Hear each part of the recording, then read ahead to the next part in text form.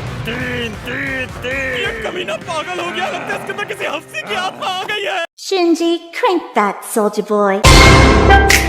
Soldier boy, tell.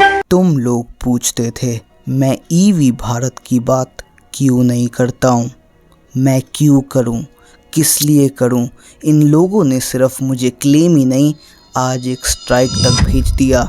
जो लोग कोशिश कर रहे हैं, प्रमोट करने का ट्राई कर रहे हैं, उनकी ये लोग टांगे खुद खींच रहे हैं। और क्यों? क्योंकि हमें व्यूज़ ज़्यादा आ रहे हैं। क्यों? क्योंकि हमने हंगामा और एनीमे टाइम्स के साथ इन्हें कंपेयर कर दिया। क्यों? क्योंकि ये लोग खुद अपने ही हिंदी डब को प्रमोट करने में फेल हो रहे हैं, और कोई और करना चाहे तो उसे भी फेल कर दे रहे हैं। So what's up anime? Anime का full form all nerds having interest in mature entertainment. तुम अच्छे भी हो, कैसे हो? चलो भाई छोड़ो इस क्लेम और स्ट्राइक की बात, ये तो मेरा रोज़ का है। पर गौर करो इस बच्ची पे, इस 9 साल की बच्ची पे, जो मेरे फीड, मेरे पोस्ट, मेरे रील हर जगह मुझे बार बार दिख रही है। और क्यों? क्योंकि ये जापान की सबसे पहली 9 साल की बच्ची है जो खुद एक मूवी को लिख रही है, उसे डायरेक्ट कर रही है, एडिट कर रही है, खुद उसके अंदर एक्ट भी कर रही है। और इन सब को करने वाली ये पहली बच्ची बन चुकी है। और अगर ये इंडिया होता, ये न्यूज़ मेरे माँ बाप तक पहुँचता, भाई जो लफड़े होते, जो वो लोग सुनाते अलग लेवल पे। पर सच ये है कि ये लड़की काफ़ी पहले से ही इंडस्ट्री के अंदर बहुत ज़्यादा एक्टिव थी। तुमने अगर उस सीनों को देखी हो, नहीं देखी, हिंदी डब में आएगी, देख लेना। तो उसके अंदर साफ साफ दिखाया है कि किस तरीके से प्रोडक्शन कंपनी बच्चों के अंदर बहुत पहले से इन्वेस्ट करते हैं। इंडिया की तरह नहीं कि उन्हें इग्नोर कर दिया, पर वहाँ पे बच्चों को एक एसेट की तरह देखते हैं। उनके हर एक मूव को, उनके तरीके को, उनको बचपन से ही इस तरीके से नर्चर करते हैं कि वो आगे जाके कंपनी की वैल्यू बढ़ा दे। क्योंकि जब कोई इंसान, जब ऑडियंस, जब लोग किसी बच्चे को बचपन से बड़े होते हुए देखते हैं तो वो अपना पर्सनल कनेक्शन मानते हैं। तो जब ये बच्ची 2 साल की थी, 3 साल की, 4 साल की हुई, तो इसका अपीयरेंस मूवीज़, सीरीज़ हर जगह आने लग गया और ये अपना रुतबा, अपना ऑरा बनाने लग गई। और आज जब ये 9 साल की हुई है, इसने अपनी एक स्टोरी पिच की। और ये बहुत नॉर्मल है, तुम भी जब 9 साल के होगे, 8 के होगे, 7 के होगे, तुम्हारे भी दिमाग में स्टोरी होगी, मेरे भी दिमाग में स्टोरी थी। हम सब अपनी इमेजिनेशन से स्टोरी लिख लेते हैं। बस फ़र्क इतना है, इस बच्ची के पास इन्फ्लुएंस है, एक प्लेटफॉर्म है, एक बहुत बड़ी प्रोडक्शन कंपनी का एक्सेस है, जो इस बच्ची को एसेट मान के, इसको हाइप करके, इसकी इस बात को हाइप करके कि ये 9 साल की है और ये इतने सारे काम कर रही है, ये लोग इस मूवी पे पैसा लगा रहे हैं। पैसा बहुत बड़ा नहीं है, बहुत ज़्यादा नहीं है, बहुत लिमिटेड, बहुत छोटे स्केल में, बस ये दिखाने के लिए कि हमारे पास कुछ यूएसपी है, यूनिक सेलिंग पॉइंट है। उन्होंने इस बच्ची की स्टोरी को मान लिया, एग्री कर लिया, और मैं कंप्लीट रिस्पेक्ट देता हूँ। मैं कंप्लीटली शॉक्ड हूँ कि ऐसा हो गया। पर ये भी आखिर में किस्मत की बात है। और अंदर ही अंदर तुम जानते हो कि किसी को भी ऐसा प्लेटफॉर्म, इस तरीके का हेल्प, इस तरीके का एक्सेस मिले तो वो कुछ भी कर सकता है। बाकी बात रही आज के वीडियो की, तो आज के वीडियो में बहुत सारे हिंदी डब के एक्सपेक्टेड रिलीज डेट तुम्हें पता चलेंगे। काफ़ी सारे हिंदी डब के तुम्हारे आगे रिएक्शन रखे जाएंगे। और फाइनली तुम्हें अपने डबिंग एक्सपीरियंस के बारे में 1-2 बातें ज़रूर बताऊंगा। तो वीडियो को पूरा एंड तक देखो, लाइक शेयर सब्सक्राइब करो, और साथ ही साथ इंस्टा पे फॉलो मार लो, और इस बच्ची की स्टोरी को थ्रेड्स पे पढ़ना मत भूलना। So without wasting any more time, let's get into this video. नहीं नहीं, मैं ऐसा बिल्कुल नहीं होने दे सकता। अरे यार, रुको, कहाँ भाग रहे हो? नहीं, मैं नहीं रुकूंगा। रुक जाओ। बिल्कुल भी नहीं। बिल्कुल भी नहीं। सॉरी, मुझे माफ कर दीजिए। मेरा पहला सवाल क्या से पहले क्यों होगा। क्यों? क्या ज़रूरत थी, क्या मजबूरी थी। एनीमे टाइम्स भाई, तेरे पास एक्सेस है, तेरे पास लाइब्रेरी है, तेरे पास इतने सारे बंदों का कॉन्टैक्ट्स है, पर तूने फिर भी 2003 वाली को डब करना चुना। क्यों भाई?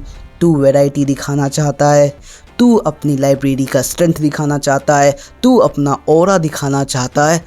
तो भाई तू नहीं दिखा पाया, क्योंकि जो ये डबिंग है ये बहुत बहुत बहुत ज़्यादा ख़राब है। मतलब मैं 2009-2010 उस टाइम पे शिनचैन देखता था और उसकी डबिंग भी इससे बेटर थी, इससे एफिशिएंट थी और हाईली इफ़ेक्टिव भी। पर ये जो आज तूने बनाया है, मैं गाली नहीं देता इस चैनल पे, पर तूने एनीमे की मार ली है, तूने मार मार के मार दी है। और अब तू भाई क्या करेगा मुझे नहीं पता, बाकी तुम लोग बताओ तुम्हें ये डबिंग कैसी लगी। आपकी मार्टिनी एंजॉय कीजिए। वरना वो कबाड़ी वाला तो मिलता ही नहीं। पुराने अखबार की परवाह छोड़ो और जल्दी से इस लाइट को जला दो। आखिर मुझे मिल ही गया वो जगह जहाँ काला पाउडर बनता है। क्या सच में? किसी जंगल में कहना उसे ढूंढना नहीं कहलाता बेवकूफ। नहीं भाई नहीं, मैं बार बार एनीमे टाइम्स से क्यों टकरा रहा हूँ।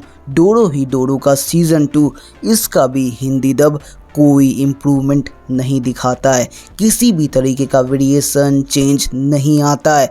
मैंने ना ही डोरो ही डोरो और ना ही एफएमए भी किसी के भी स्क्रिप्टिंग की, कास्ट की, क्रू की, मॉड्यूलेशन की, किसी भी चीज़ की बात नहीं की, क्योंकि जो बेसिक डब है वो ही बेसिक हमें नहीं मिल पा रहा है। तो मैं इन सब चीज़ों पे कहाँ से बढ़ूँ, कहाँ से बात करूँ, क्योंकि जो डायलॉग्स हैं, जिस तरीके के डायलॉग्स हैं, वो बिल्कुल भी साउंड अच्छा नहीं कर रहे हैं। जो चीज़ें हैं, जिस तरीके से बनाया गया है, भाई मैं एनीमे टाइम्स से गुजारिश करूँगा वो हिंदी डब करना बंद कर दें, क्योंकि मैं इससे ज़्यादा अपना ब्रेन रॉट नहीं करवा सकता। आपकी प्रिय बहना, परिवार वालों को आपस में बातचीत करते रहना चाहिए ना। क्या तुम सच में ये करोगी? जहाँ तक मुझे मेरे हालातों का पता है तुम कुछ भी करना, लेकिन ये नहीं। मुझे कोई दिक्कत नहीं है, लेकिन शियोरी ने कहा है। प्लीज मुझे बताना कि बड़े भैया मुझसे झूठ तो नहीं बोल रहे। मेरे लिए जो सही वो सही, जो गलत वो गलत। और जो डबिंग एनीमे टाइम्स ने ग्रैंड ब्लू को दी है वो इम्प्रूव्ड है, बट सीज़न 1 के कंपेयर में नहीं।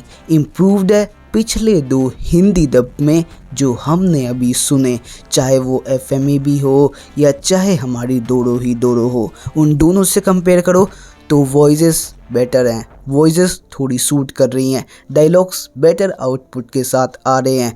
बट मैं अभी भी गारंटी नहीं लूँगा कि तुम्हें हंसी आ जाएगी, तुम इन्वॉल्व हो पाओगे। तुम अगर कोशिश करो इंग्लिश और जापानीज़ में ना देख पाओ तो हाँ, मे भी तुम हिंदी से रेजोनेट कर लो, कनेक्ट कर लो, साथ ही साथ आगे बढ़ लो और तुम देख पाओ, वरना कोई और रीज़न मेरी तरफ से तो नहीं है। चलो आओ अब बात करते हैं expected Hindi dub release date की, एक्सपेक्टेड रिलीज़ डेट की तुम्हारे फेवरेट एनीमे जैसे classroom of the elite, Re Zero, black torch और हमारी स्लाइम, क्योंकि जो रिलीज़ डेट आई है, जो मुझे मिली है, वो काफ़ी ज़्यादा करीब की है, मतलब अगले 10 से 12 दिन की। तो तुम मान के चलना कि ये 12 दिन 22 में भी बदल सकते हैं, ये 12 दिन 1 महीना भी ले सकते हैं, पर तुम इतना मान लो कि तुम जून एंड होने से पहले इन सारे हिंदी डब को देख लोगे। जहाँ पे जो अभी एक्सपेक्टेड रिलीज़ डेट है वो है क्लासरूम ऑफ द एलीट का 27 मई, ब्लैक टॉर्च का 4 जुलाई, रीज़ीरो का 3 जून और हमारी स्लाइम का 29 मई। तो देखते हैं ये सारी एनीमे आती है नहीं आती है, कितना और पुश होती है, क्योंकि जो अभी हालत चल रही है, जिस तरीके से क्रंचीरोल परफॉर्म कर रहा है, जिस तरीके के केसेस में फंसा हुआ है, जापान ने तो उसे ब्लैकलिस्ट कर दिया है, वहाँ तो वो एनीमे तक अपना स्ट्रीम नहीं कर पा रहा है। तो वो इंडिया को किस तरीके से देखता है, किस तरीके से यहाँ पे अपना मार्केट एक्सपेंड करता है, क्योंकि चीज़ें ख़राब चल रही है। अगर मैं इसी सीज़न में बात करूं तो डबिंग की क्वालिटी बिगड़ते ही जा रही है और इसमें एक या दो नाम नहीं है, सारे एनीमे की डबिंग बिगड़ी है। यहाँ तक नेटफ्लिक्स ने भी जो डबिंग क्यूफ्री को दी है उसमें भी हर बार गिरावट ही मुझे महसूस हुई। और द रैम्पेज ऑफ आइस जो मुझे पर्सनली इतनी प्यारी लग रही थी, वहाँ पे फर्स्ट नेम लेने के चक्कर में जो लेटेस्ट एपिसोड में डिसकनेक्शन हुआ, जिसके कारण काफ़ी सारे लोगों ने गुस्सा, आक्रोश, अपना सैडनेस जताया, जो नेटफ्लिक्स को कंसिडर करना चाहिए। बट एक चीज़ जो मैं देख के शौक हुआ वो था 13 मई को डीमन स्लेयर को एक सीट मिली, पीवीआर में एक स्क्रीनिंग मिली, जहाँ पे आज के दिन 13 मई के आसपास भी ये मूवी हाउसफुल रखने का गूदा दिखा रही थी, जो completely out of the world है। बाकी तुम्हारा क्या ओपिनियन है, तुम क्या सोचते हो, तुम्हें क्या लगता है इन पूरे चीज़ों पे जो भी मैंने आज की वीडियो पे बात की है, उन सब के बारे में नीचे लिख डालना। सो आज की वीडियो रैप करूँगा। उम्मीद करूँगा इस वीडियो ने तुम्हारी लाइफ में नई वैल्यू, नई लेसन, कुछ ना कुछ तो ऐड किया तो वीडियो को लाइक करो, चैनल पर नए आए हो सब्सक्राइब करो, जितना हो सके शेयर जरूर करना यार। तो मिलूंगा अपने अगले ऐसे एक्साइटिंग वीडियोस के साथ, तब तक के लिए जय हिंद, जय भारत, वंदे मातरम। 曖昧な言葉なんかじゃ何一つ叶わないわか